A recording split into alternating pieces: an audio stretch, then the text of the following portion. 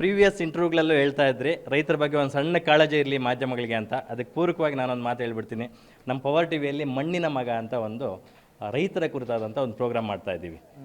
Almost ಅಲ್ಲಿ 88 ಎಪಿಸೋಡ್ಗಳಾಗಿದೆ. ಕರ್ನಾಟಕದ ಮೂಲ ಮೂಲೆಗೆ ಹೋಗಿ ಬರೀ ಒಂದೇ ಕೃಷಿ ಮಾಡೋರಲ್ಲ, ಬೇರೆ ಬೇರೆ ರೀತಿಯ ಕೃಷಿಗಳು ಮಾಡೋರನ್ನ ಅರ್ಧ ಗಂಟೆ ಪ್ರೋಗ್ರಾಮ್ ಮಾಡ್ತಾ ಇದ್ದೀವಿ. ಸೊ 88 ಎಪಿಸೋಡ್ ಆಗಿದೆ. ನಿಮಗೂ ಅದರ ಬಗ್ಗೆ ಕಾಳಜಿ ಇದೆ, ನಮಗೂ ಕಾಳಜಿ ಇದೆ. ಜನಕ್ಕೆ ಇದು ರೀಚ್ ಆಗಬೇಕು. ಸೊ 99th ಎಪಿಸೋಡು ಅಥವಾ 98th ಎಪಿಸೋಡು ಅಥವಾ 100ನೇ ಎಪಿಸೋಡ್ ನಿಮ್ಮದೇ ಆಗಬೇಕು ಅಂತ ನಾನು ಈ ಮೂಲಕ ಕೇಳ್ತಾ ಇದ್ದೀನಿ. ಸಿಂಧೂರ್ ಅವ್ರು ನಡೆಸ್ಕೊಡ್ತಾರೆ. ಇವತ್ತೇ ಸ್ವಾಗತ. 100ನೇ ಎಪಿಸೋಡ್ 101ನೇ ಎಪಿಸೋಡ್ ಕರೀರಿ. ನಾನೇ ಹೇಳ್ತಾ ಇದ್ದೀನಿ, ಒಂದು ಹಳ್ಳಿಕಾರ ಬಗ್ಗೆ ಒಂದು ಒಳ್ಳೆ ನಾಲೆಡ್ಜಬಲ್ ಮತ್ತು ಎಲ್ರಿಗೂ ರೀಚ್ ಆಗ್ತಕ್ಕಂಥ ಒಂದು ಎಪಿಸೋಡ್ ಮಾಡೋಣ. ನಿಮ್ಮ ಚಾನಲ್ಗೆ ತುಂಬ ಧನ್ಯವಾದ ಹೇಳ್ತೀನಿ. ನೀವು ಇದು ಹೇಳಿದ್ದು ನಾನು ತುಂಬ ಖುಷಿ ಆಯಿತು.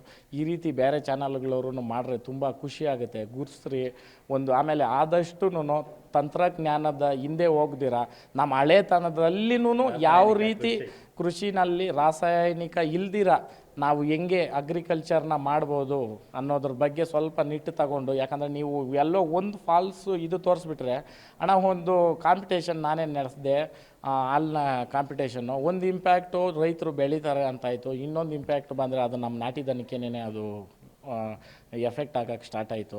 ಸೊ ಅದಕ್ಕೋಸ್ಕರ ಹೇಳ್ತೀನಿ, ಕೆಲವೊಂದು ಈ ವಿಚಾರಗಳಲ್ಲಿ ಸ್ವಲ್ಪ ಗಮನ ಇಟ್ಟು ಮಾಡಿರಿ ಅಂತ ಹೇಳ್ತೀನಿ. ಡೆಫಿನೆಟ್ಲಿ. ನೀವು ಮತ್ತೊಂದು ವಿಚಾರ ಹೇಳ್ತಾ ಇದ್ರಿ, ನೀವು ಪ್ರತಿ ವರ್ಷ ರೇಸ್ ಒಂದು ನಡೆಸ್ತೀರಾ ಅಂತ ರಾಸುಗಳದ್ದು. ಸೊ ನಿಮ್ಮ ತಾತನವ್ರ ಕಾಲದಿಂದನೂ ನೀವು ಚೆನ್ನಾಗಿ ಬದುಕಿದವರು, ನಿಮ್ಮ ತಂದೆಯವ್ರ ಕಾಲದಲ್ಲೂ ಹಂಗೆ, ಈಗ ನೀವು ಅಷ್ಟೇ. ನಾವು ನೋಡಿದ್ರೆ ಗೊತ್ತಾಗುತ್ತೆ ಆರ್ಥಿಕವಾಗಿ ಎಷ್ಟು ಸದೃಢರಾಗಿದ್ದೀರಿ ಅಂತ.